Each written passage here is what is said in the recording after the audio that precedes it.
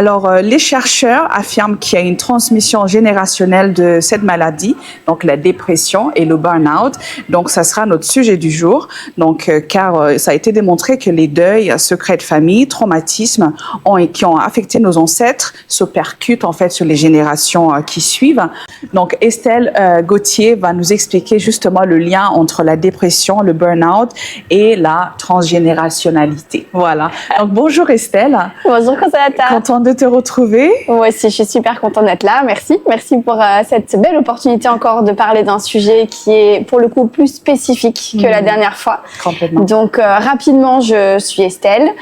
Je suis spécialiste en transgénérationnel, psychogénéalogie et décodage des mots, donc M-A-U-X, par les mots M-O-T-S, dans le sens où effectivement notre corps exprime beaucoup de choses, beaucoup de situations et finalement tout ce qui peut se passer aussi dans notre psyché a un impact, et la dépression ou le burn-out sont deux grands sujets vraiment que j'ai à cœur de partager aujourd'hui. Voilà, donc moi j'ai tellement hâte de comprendre parce que c'est vrai que j'aurais jamais fait ce lien-là, justement. Peux-tu nous dire un petit peu plus comment ça s'explique, justement? Alors déjà, j'ai envie d'introduire le fait que il y a une grosse incompréhension, je dirais, sur le sujet de la dépression encore de manière générale. C'est-à-dire que si on reprend l'histoire transgénérationnelle, on a en tête dans nos cultures, dans nos éducations, que quand on n'est pas bien, quand on est malade de la tête, on est fou. Donc ça déjà c'est un gros bagage, c'est un bagage historique de se dire mais en fait on doit aller bien, on doit être fort et en même temps à ce moment-là souvent on doit pas penser, on doit pas sentir, on doit pas penser. Tu sais il y a ces phrases un peu dans les codes de dire mais arrête d'y penser. Oui. Arrête d'y penser. Mais ça c'est quelque chose qui ne fonctionne pas. La tête on peut pas l'arrêter toute seule. Je pense que tout le monde s'est retrouvé dans une phase dans sa vie où parfois on n'arrive pas à dormir parce qu'on n'arrive pas à arrêter d'y penser. Oui. C'est pas une volonté en fait d'aller mal. C'est au contraire un chemin qui se passe déjà naturellement. Donc il y a déjà un petit lien transgénérationnel avec toute cette, je dirais toute cette folie dont on a peur dans les cultures, dans les générations, parce que quand on va mal dans la tête, eh bien justement c'est mal vu, c'est un problème. Et puis l'histoire montre les hôpitaux psychiatriques, les traitements par électro, tout ça c'est vraiment des traitements qui ont été très lourds et qui laissent des traces énormes dans la conscience familiale. J'en profite pour revenir sur le sujet d'aujourd'hui. Le sujet d'aujourd'hui, alors moi je suis justement secouriste en santé mentale. C'est une formation que j'ai faite qui est géniale, qui nous apprend à déceler qu'est-ce que c'est la dépression. Secouriste en santé mentale. Waouh, c'est fort hein. C'est une super approche pour vraiment comprendre que la dépression, c'est une maladie. Au même titre qu'aujourd'hui, une tendinite, c'est une maladie. Eh bien, la dépression, c'est une maladie, c'est-à-dire qu'à un moment donné, on a beau avoir tout ce qu'on veut dans la vie. On a beau avoir aucune raison d'aller mal, parfois ça se déclenche et en fait on n'a plus le plaisir à rien. Voilà. D'où l'expression en fait, par exemple, les personnes qui ont énormément d'argent. Ouais. En fait, l'argent fait le bonheur, on va dire, mais en vrai, si vraiment la santé mentale n'est pas là, complètement. Cet argent-là ne sert à rien. Tout à fait. Voilà. J'ai beaucoup de personnes qui viennent me voir en me disant mais sur le papier j'ai tout pour aller bien, j'ai une super famille, j'ai un super mari ou une super femme, des enfants, tout le monde est en bonne santé, un travail, une carrière, de l'argent, une maison, des vacances et pourtant je me sens vide à l'intérieur. Wow. Et le sujet de la dépression, il est vraiment très important. Juste à déceler. De 1, c'est de pas minimiser, c'est-à-dire que non, des fois, ça n'ira pas mieux demain. C'est vraiment de prendre conscience que quand ça va mal, il y a une bonne raison. Et elle n'est pas toujours simple à trouver cette raison. On va revenir là-dessus après. Mais déjà de 1, de se dire que si ce mal-être, il est là, c'est qu'il existe vraiment. D'aller le regarder en profondeur. Ça, c'est une première information. La deuxième information, c'est de se dire comment le déceler. Comment déceler, mais est-ce que je suis en dépression ou pas ?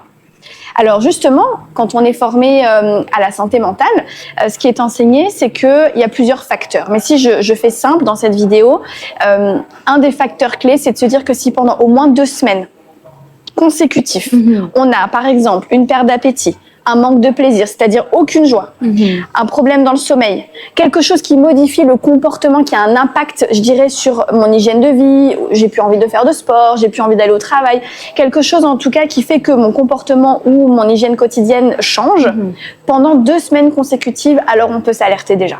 Ok. Et c'est hyper important d'en prendre compte parce que souvent, une dépression, elle est là pendant des mois, voire des années. Et forcément, elle est plus dure à rééquilibrer quand elle a des années derrière elle déjà d'évolution. Ok. Donc, qu'est-ce qui déclencherait justement alors parce qu'une personne peut aller mieux pendant 30 ans et puis tout d'un coup, il se passe quelque chose. Il se passe quelque chose. Ouais, tout à fait. Donc, il peut y avoir plein de facteurs. Alors, déjà, je pense que si on revient sur le sujet d'aujourd'hui, de notre vie d'aujourd'hui, on a quand même une façon de vivre qui pousse quelque part à une dépression. Oui. C'est-à-dire qu'aujourd'hui, tout le monde est conscient de ça. On vit dans les réseaux, on vit dans le paraître, on vit dans la recherche du bonheur. Oui. Comme si on avait un objectif d'atteindre le bonheur, d'être heureux. Mais ça n'existe pas, en fait. Ça n'existe pas dans le sens où on expérimente la vie au fur et à mesure, on évolue avec la vie au fur et à mesure, mais on n'est pas dans l'objectif du bonheur. Tu sais, c'est comme finalement de se dire... finalement, on profite autant de la préparation des vacances que des vacances. Et bien, c'est la même chose dans la vie. C'est pas d'atteindre ce job, c'est pas d'atteindre cette vie de famille, c'est pas d'atteindre cette maison. C'est tout le chemin qu'on va parcourir qui fait qu'on a des expériences plus ou moins équilibrées ou déséquilibrées. On a des émotions plus ou moins vives ou plus ou moins basses. Mais tout ça, ça fait un package. Et le problème aujourd'hui de notre société, c'est toute cette recherche du bonheur. Et forcément, on peut pas être heureux tout le temps. Non. On peut pas être heureux tout le temps, ni dans un couple, ni dans un travail, ni dans une vie de famille. Parce qu'il y a forcément toujours des émotions qui vont descendre et qui vont monter. Bien sûr. Quand on parle d'émotions, typiquement, la tristesse et la colère sont tout autant importantes que l'émotion, justement, de la joie ou de l'amour. Oui. Alors qu'on a une tendance à se dire on n'a pas le droit. On n'a pas le droit d'être triste, on n'a pas le droit d'être en colère. Eh bien oui, on a le droit. Et surtout, c'est nécessaire. C'est nécessaire pour se poser d'autres questions et évoluer. Ça fait partie de notre chemin. Wow. Donc on a déjà cette première partie. Et puis... si on reprend bien sûr le sujet transgénérationnel et le sujet décodage. Alors, dans le sujet transgénérationnel, on va explorer toujours deux pistes quand on est sur la dépression. La première qui est très importante, c'est ce qu'on appelle le syndrome du gisant. Le syndrome du gisant, c'est un terme qui est très précis, qui va nous parler d'un deuil dans la famille qui n'a pas été fait avant sa propre naissance. Oh. Donc, si je donne un exemple bateau, imaginons que je suis née le 5 mai 2025, eh bien, peut-être que dans la famille, en 2023, un deuil n'est pas fait. Et ma naissance à moi, en 2025, va inconsciemment, finalement, demander à réparer ce deuil qui n'est pas fait. Tu sais, il y a cette expression de dire une naissance, une mort. Oui. Eh bien, c'est exactement fondé là-dessus. C'est-à-dire que souvent, on est missionné au moment de la naissance, et on va en reparler dans la vidéo de la conception à la naissance, justement. Oui. On est missionné au moment de notre naissance de répondre à des besoins transgénérationnels, des besoins inconscients. On va en reparler vraiment plus en détail sur le fait d'un projet sens. Mais si je reste sur le sujet de la dépression ici, on peut être missionné d'aller réparer justement un deuil qui n'a pas été fait. Wow. Sauf que soi-même, on n'a pas vraiment le droit de vivre. Wow. Et ça, c'est très fort parce que comment on peut finalement se sentir dans la vie, dans la joie, dans l'avancée, aligné à soi, si en fait on nous a pas donné cette autorisation et qu'on nous a juste demandé d'aller compenser celui qui était mort avant. Wow, c'est incroyable ça. Et donc d'où, comme on dit, en fait, la mémoire dans nos cellules. Exactement. Et qui se transmettent en fait de génération en génération. Donc je pense que tu vas nous expliquer aussi comment s'en débarrasser parce que je pense que c'est le but aussi de se débarrasser. Ok. Tout à fait. Wow. C'est super important et pour illustrer cet exemple, c'est Vincent van Gogh. Vincent van Gogh, tout le monde sait qu'il a été déséquilibré émotionnellement parlant. Il s'est arraché une oreille, il a eu en tout cas des comportements qui étaient, on peut dire, peut-être à l'extrême. Eh bien, Vincent van Gogh, c'est un exemple justement que j'enseigne dans les formations que je dispense en transgénérationnel, parce que justement, lui, il porte très fort, a priori, cette mémoire du gisant. C'est-à-dire que toute son enfance, il a été emmené par ses parents sur la tombe d'un petit garçon, Vincent van Gogh. Et que toute son enfance, il a vécu dans l'ombre de ce frère qui était mort avant sa propre naissance à lui. Qui était nommé. Exactement. Carrément. Donc lui, c'est ce qu'on appelle l'enfant de remplacement. L'enfant qui vient remplacer celui qu'on a perdu. Faut pas oublier que dans le transgénérationnel, dans les mémoires précédentes, dans les éducations, dans le monde médical, c'était presque une ordonnance. Quand on perdait un enfant, le médecin faisait presque l'ordonnance, c'est-à-dire en tout cas qu'il le recommandait très fortement de refaire un enfant. De refaire un enfant pour combler, pour compenser. Wow. Et donc, on peut possiblement porter toutes ces mémoires. Et comment avoir le droit de vivre sa propre vie si finalement, comme je le disais tout à l'heure, on est juste missionné d'aller compenser cette mort d'avant. Complètement. C'est incroyable. Mais en tout cas, ça explique en fait beaucoup de choses en fait qui sont en lien avec la dépression. Donc justement, quand on porte ces mémoires qui restent en nous, on ne travaille pas et puis on comprend pas. C'est justement aujourd'hui, je pense qu'il y a une progression quand même incroyable. C'est que les gens cherchent à comprendre le pourquoi. D'où donc je sais que tu vas parler du burn-out aussi, qui pour moi, tu me diras ce que tu en penses, mais c'est une forme de dépression aussi. Est-ce que tu les mettrais ensemble? On va les dissocier. On va les dissocier. Mais effectivement, le burn-out, on va en reparler tout à l'heure. C'est un sujet qui est plus spontané. C'est de l'épuisement. C'est de l'épuisement. La dépression, c'est vraiment quelque chose qui peut se réveiller comme ça d'un coup. Le burn-out, il y a des signes. Oui. Il y a des signes de fatigue extrême, d'épuisement permanent, etc. Un peu d'aller à contre-courant de ce qu'on veut vraiment faire. La dépression, pas forcément. Tu vois, la dépression, ça peut se réveiller parfois à une date d'anniversaire.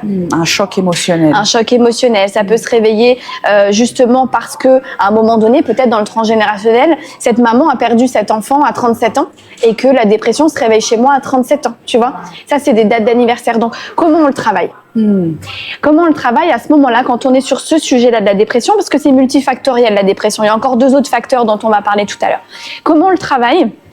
Eh ben déjà tout simplement d'aller voir dans l'histoire familiale, dans l'arbre généalogique, qui est ce gisant. Et il y a des calculs. Alors je vais pas tout expliquer dans cette vidéo parce que ça va devenir un petit peu complexe juste à l'écoute. Mais il y a des calculs de dates. On va regarder sa propre date de naissance et on va aller regarder justement les dates qui vont résonner avec des cycles de vie par rapport à sa propre date de naissance dans l'arbre généalogique. C'est très facile de retrouver quand on a des familles françaises parce qu'on peut retrouver les archives, c'est très simple, donc moi je sais aiguiller pour aller rechercher. C'est plus difficile quand justement ce sont des familles étrangères, qu'on a des origines qui sont dans d'autres pays que la France, parce que là il faut entreprendre d'autres types de recherches et les archives sont pas toujours au rendez-vous. Donc dans ces cas-là, moi j'utilise la PNL. Quand on voit que justement au niveau des dates on n'arrive pas à s'y retrouver, on va rechercher par la PNL. Donc la PNL c'est justement un petit peu comme de l'hypnose, si je vulgarise, c'est-à-dire qu'on va travailler dans son propre corps, on va ressentir vraiment ce sujet de la dépression pour aller trouver son origine dans la mémoire de ses propres cellules. Wow. Quand on va rechercher avec des dates, on peut aller sur un peu plus de rapidité parce qu'on peut travailler avec des actes symboliques ensuite pour libérer ce gisant, pour libérer ce deuil qui n'a pas été fait dans la famille. Il faut vraiment se rappeler que tout est là tout le temps. C'est-à-dire, parfois, j'ai cette question de oui, mais en fait, c'est quelque chose qui est terminé, c'est passé, c'est du passé. Eh bien, non. Dans l'inconscient, c'est 90% de notre vie. Tout est là tout le temps. Et en fait, ce qu'on travaille, c'est d'aller explorer la mémoire de ses propres cellules, d'identifier son origine pour mettre autre chose à la place. Et c'est exactement ça qu'on fait quand on va libérer une arrière-grand-mère, par exemple, qui a perdu un de ses enfants, même si c'était il y a 100 ans. Wow. Et dans la dépression, il y a encore 2 autres sujets importants. 2 autres sujets importants qu'on va explorer, même 3 je dirais, mais les 2 principaux, ce sera la perte de territoire. On se rend compte que souvent, dans le transgénérationnel, on a perdu un territoire. Un territoire. Un territoire. Ça peut être une émigration, ça peut être un déracinement, ça peut être une mémoire de guerre où la maison a été justement occupée, on a perdu sa terre. Ça peut être aussi parfois un héritage qui n'a pas été transmis. Et ça, justement, on se rend compte qu'on a perdu un territoire, donc on est verrouillé. On est verrouillé sur cette perte de territoire. Et certainement, ça c'est aussi avec du décodage biologique, certainement que de génération en génération, on a cette peur de perdre le territoire. Wow. Et ça peut enclencher aussi un syndrome de dépression. Couplé à ce qu'on appelle justement le féminin. Couplé au fait que quand on est sur la dépression, on va aller voir en quoi c'est un danger dans l'histoire familiale d'être au contact du masculin. Alors je vais prendre une petite minute pour expliquer cette notion qui est hyper importante. Le masculin, ça va être le lien à l'homme, ça va être le lien avec le travail, ça va être le lien avec mes pairs, tu vois, des collègues, des amis, le conjoint, la conjointe, etc. Ça, c'est le masculin et en général, quand on est droitier, c'est ce qui concerne le côté droit du corps. Le masculin, il est là pour nous aider à avancer, à se mettre en action. Qu'est-ce qui va à l'opposé de ça ? Eh bien, c'est justement être bloqué dans son mouvement. Ne plus réussir à avancer, d'être coincé, d'être presque même parfois léthargique. Donc là, ça veut dire qu'on est bloqué dans son féminin, mais à l'excès. Ça veut dire que le masculin n'est plus du tout là pour compenser, parce que chacun de nous avons les polarités, justement, masculin, féminin, qui sont là vraiment hérités, bien sûr, de la lignée des femmes, de la lignée des hommes, des mamans, des papas, mais aussi nous, dans notre propre corps ici, le masculin pour avancer, pour aller de l'avant, et le féminin pour se poser, pour se reposer, pour sentir, pour ressentir, pour avoir de l'empathie, et c'est tout le côté gauche. C'est le lien à la maternité, à la douceur. Et bien, justement, on se rend compte que dans la dépression, on est léthargique. On peut plus, on n'a plus le goût à rien, on est dans l'excès justement du canapé, tu vois. Et bien, tous ces sens-là sont complètement éteints. Tout est éteint et on est dans cet excès du féminin, ce qui veut dire que pour le corps, on a un danger à aller dans le masculin. Et ça, c'est important dans le transgénérationnel, c'est que peut-être dans le transgénérationnel, le masculin, il a posé problème. Et donc, on va aller voir en quoi ce masculin, il peut être peut-être dangereux ou il a été absent. Peut-être que tu sais, dans une famille, on n'a pas d'homme. Oui, aussi. Et donc, on est bloqué dans le féminin, dans le féminin, dans le féminin. Et au final, on n'arrive plus à avoir cette polarité. Donc, tout ça, ça se libère. C'est aussi le yin et le yang. Ça se libère vraiment avec des exercices, avec des rééquilibrages de polarité. C'est vraiment pas compliqué à équilibrer. Ça peut parfois mettre du temps à se remettre en action. Surtout si la dépression existe déjà depuis 15 ans. Ça va peut-être pas se régler en 15 minutes. Mais à nouveau, c'est des outils qui font qu'on arrive de nouveau à rééquilibrer et à pouvoir passer, je dirais, de gauche à droite et de droite à gauche quand on en a besoin. Et s'autoriser justement de libérer tout ça, parce que moi je trouve que ça doit venir de la personne. Une fois qu'ils ont pris conscience de tout ça, de tout ce qui se passe et le pourquoi, chercher le pourquoi et aller de l'avant. Je pense que c'est s'autoriser justement. Alors tu as complètement raison, il y a ce côté d'être moteur du changement. Mais une alerte vraiment importante, et c'est vrai qu'on a tendance à se dire oui, mais si tu le fais pas toi-même, je peux pas le faire à ta place. C'est en partie vrai, parce que vraiment, on peut pas bosser pour l'autre, on peut pas sauver l'autre. Si on a un conjoint en dépression ou une conjointe en dépression, on peut pas aller faire le travail pour elle, c'est vrai. Mais par contre, une chose importante, c'est que quand on est dans un état de dépression avancée, la personne en dépression, elle-même n'est plus toujours capable de faire cette première démarche. Parce que justement, c'est plus possible. Parce qu'elle est arrivée à cet état de léthargie, à cet état de mal-être. Exactement. Donc, c'est important quand on se rend compte que quelqu'un est en dépression, de prendre le rendez-vous avec elle. Parce qu'elle n'est pas toujours capable de le faire. Et d'avoir vraiment cette conscience-là, de prendre le premier rendez-vous, aller voir un médecin, d'en parler à un généraliste. Pourquoi pas de s'orienter vers un thérapeute, une thérapie A ou B, peu importe. Mais elle n'est pas toujours capable de faire ce premier pas.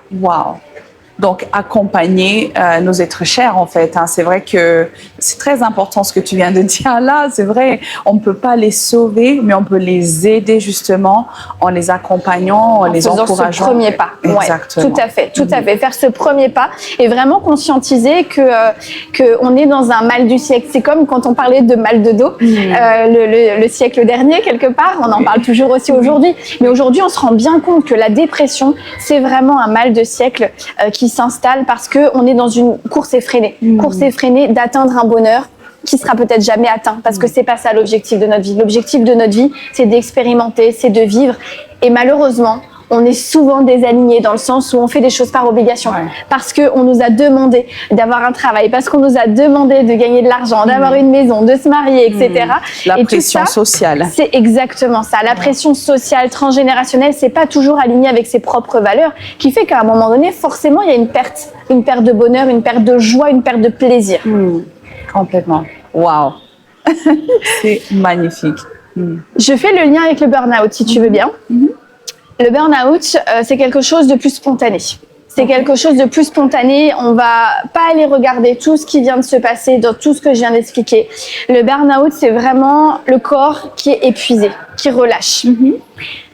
On parle de cycle, de phase d'activité et de phase de réparation dans le corps. Ça, c'est quelque chose de constant. Tu vois, typiquement, quand on est une journée de travail, la nuit, on a besoin de se reposer. Travail, peu importe. Une journée avec des enfants à la maison, c'est aussi une journée de travail. Peu importe la sorte du travail. On a des phases où on s'active et des phases où on se repose. Quand on s'active, on nécessite justement des ressources dans le corps. Et puis, parfois, on est dans des phases d'action qui sont vraiment très imposante, c'est-à-dire qu'on va puiser dans des ressources à l'extrême.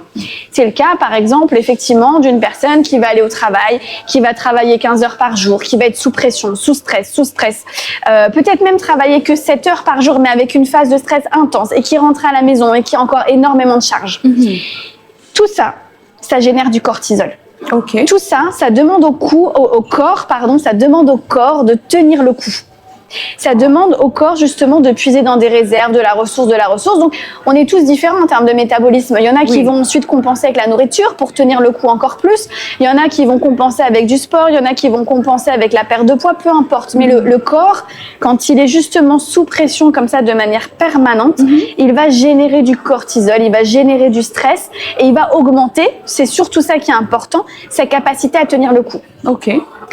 De cette manière-là, si on prend un exemple tout bête, c'est comme quand on va juste faire du sport pour le plaisir, eh bien, on va dépasser sa limite. Oui. Et on va abîmer ses tissus. On va creuser les muscles, on va les strier. Oui.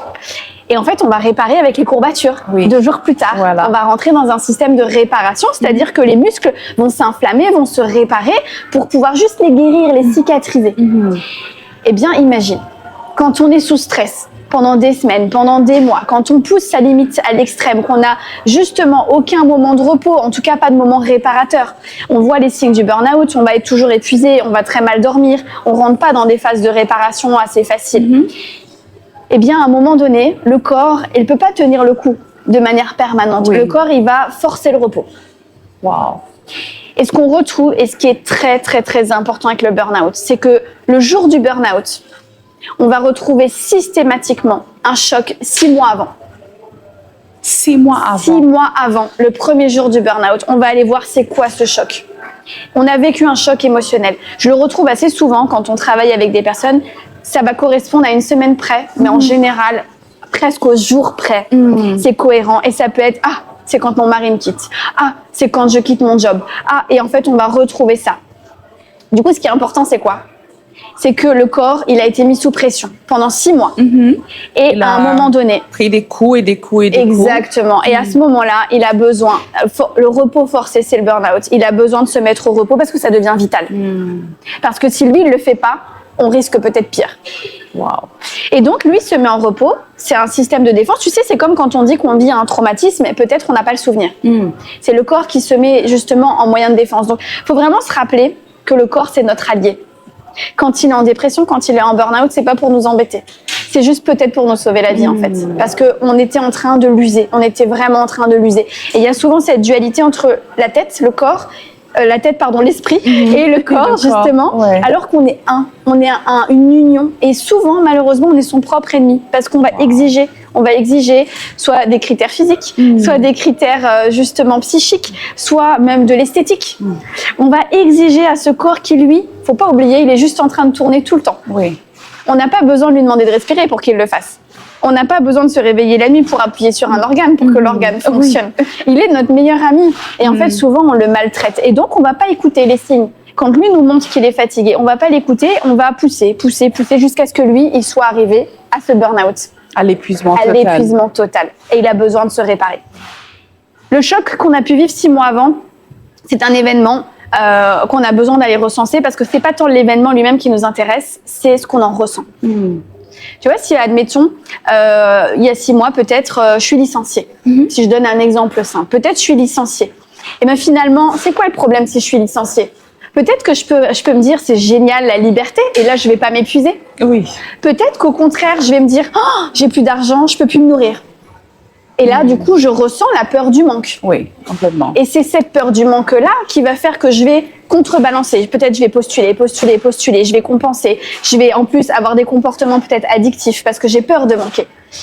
Si ça existe pendant cette période de 6 mois, c'est qu'en fait ça a déjà existé avant. C'est que c'est un ressenti. Ce qui veut dire que cette peur-là, elle existe peut-être dans le transgénérationnel et en tout cas à minima dans sa propre enfance. Et que c'est à ce moment-là, l'outil majeur, c'est que le corps se dit que là, c'est la répétition de trop. C'est pas tant l'événement qui est bien sûr notre point de départ, notre fil conducteur, mais c'est ce qu'on en ressent, qu'on a besoin d'aller trouver à l'origine. Quand est-ce que ça a été senti pour la première fois qui fait que le corps se remet en alerte jusqu'à cette fois de trop. Et ça, c'est le burn-out. Wow. Donc ça peut être beaucoup plus varié si tu veux. Ça peut être beaucoup plus varié que la dépression qui cible quand même, comme je le disais tout à l'heure, le gisant, le deuil qui n'est pas fait, la perte de territoire et le masculin et le féminin. Le burn-out, ça peut être vraiment, vraiment quelque chose de plus riche. Ça peut être cette notion de je me sens impuissante, j'arrive pas à faire mon travail. Ça peut être cette notion peut-être justement de je suis trahie. Il y a eu un coup de poignard dans le dos il y a 6 mois. Il peut y avoir 1000 raisons. C'est multifactoriel, comme on peut le dire. Voilà. 1000 raisons, mais c'est pas ça le problème, c'est ce qu'on en ressent qui fait que il y a justement la goutte d'eau qui a débordé du vase. Wow. Je suis en train de me dire, je suis en train de penser de cet ancêtre qui a vécu énormément de traumatismes dans sa vie, énormément de fatigue dans sa vie, et qui, on va dire, renaît, on va dire, et se dit à un moment, non, stop. Hein. Et donc, à ce moment-là, le corps aussi, comment dire, en fait, ça lui rappelle énormément de choses de sa vie d'avant, on va dire. Hein. Tout à fait. Je ne sais pas si tu es d'accord avec moi. Oui, tout à fait. Voilà, on peut peut-être faire exactement cette mémoire-là. Tout à fait. Et donc, le corps dit stop, non, pas cette fois. Complètement. Tu sais, on peut le retrouver ça souvent avec, d'ailleurs, on bifurque, hein, mais un autre exemple qui est très important, c'est l'infertilité. Et on va le retrouver souvent avec toutes ces femmes qui ont eu énormément de grossesses. Énormément de grossesses, alors soit peut-être d'ailleurs des grossesses qui n'ont pas été au bout, ou alors des enfants morts-nés en bas âge, parce qu'à l'époque, on avait beaucoup de morts infantiles, soit ces femmes qui avaient 10, 12, 13 bébés, en tout cas peut-être même qui ont vécu, hein, peu importe, imagine l'épuisement du corps. Ah oui. Donc tu peux avoir ce corps de femme, si je prends l'exemple de la femme, qui a souffert vraiment physiquement de toutes ces grossesses, eh bien le mot d'ordre sur les générations d'après, ça peut être non, on fait pas d'enfants et on a une infertilité inconsciente. On va verrouiller, tu vois, justement cette capacité à procréer inconsciemment parce que ça a été épuisant. Wow. Tu peux avoir, bien sûr, là je prends l'exemple de la femme, mais l'exemple de l'homme, quand on imagine la fatigue physique de l'homme qui travaillait dans des conditions, faut se rappeler vraiment de ceux qui partaient à la guerre à 17 ans, pendant 4-5 ans, de ceux qui repartaient à la guerre sur la génération d'après. Tu peux reprendre ceux qui travaillaient à la ferme du matin au soir ou dans les mines. Imagine l'épuisement physique du corps. Donc complètement important de conscientiser toute cette mémoire familiale parce que forcément, le corps là, il a gardé cette mémoire. Oui.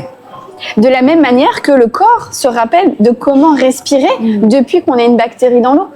Tu vois ? Complètement. On n'a pas besoin de lui rappeler à chaque naissance. Non, il le sait. sait. Eh bien, toutes ces informations en fait qui s'accumulent de génération en génération, elles restent dans le corps. Et le corps, lui, essaye juste de pallier à, je dirais finalement, l'apprentissage. Tu vois ? Comme si à chaque fois, il fallait bien se souvenir pour faire autrement et se réadapter en permanence. Wow, wow. Donc, une personne qui en ce moment même vit la dépression ou le burn-out, y a-t-il des solutions? Tout à fait, tout à fait. Je pense qu'il faut se faire accompagner par un psychologue déjà. Et ensuite? Ce qui est très important vraiment, c'est de déceler. C'est déjà de ne pas avoir honte.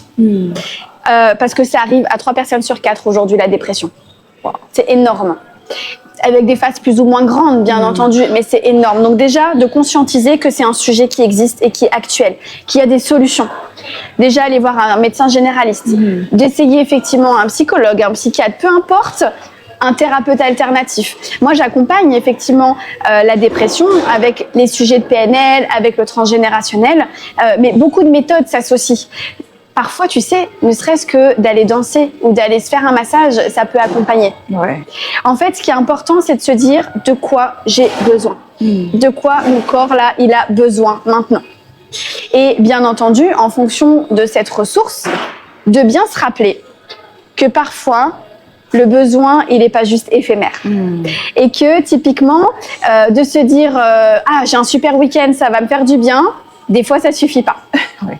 Et que la vie, comme elle est aujourd'hui, elle nécessite parfois un accompagnement un petit peu plus serein et de se dire, bah, tu vois, on en parlait dans la vidéo de la dernière fois, hein, c'est ce coach de l'esprit. C'est autant on a besoin parfois d'un coach sportif pour être présent et s'accompagner, autant on a besoin de coaching de l'esprit pour pouvoir pas être heureux. C'est pas ça qu'on cherche, c'est être dans l'équilibre et de pouvoir évoluer en permanence, se connaître soi-même. C'est vrai. Et évoluer avec ses propres besoins et pouvoir s'aligner justement avec ses propres valeurs. Wow. Et ça va être essentiel aussi pour pouvoir retrouver sa propre identité. Alors, Estelle, merci beaucoup vraiment parce que je viens d'apprendre énormément de choses et jamais j'aurais cru qu'il y aurait un lien en fait entre la dépression, le burn-out, la mémoire des cellules, etc. Et donc merci de nous avoir éclairés à tous. Donc je pense que ça parle à énormément de personnes. Comme tu l'as dit toi-même, en fait il y a 3 personnes sur 4 qui vivent la dépression. Le burn-out aussi, on n'en parle même pas. Donc comment te contacter pour une personne qui aimerait bien une séance avec toi? Oui, alors moi j'aime toujours proposer une première séance, aller voir déjà si le feeling passe, si on peut effectivement explorer pas mal de sujets ensemble. Ma première séance, elle dure 1h30 parce qu'on va vraiment poser toutes les cartes sur table, se concentrer bien sûr sur le sujet majeur et aller voir un petit peu tout ce qui peut être périphérique.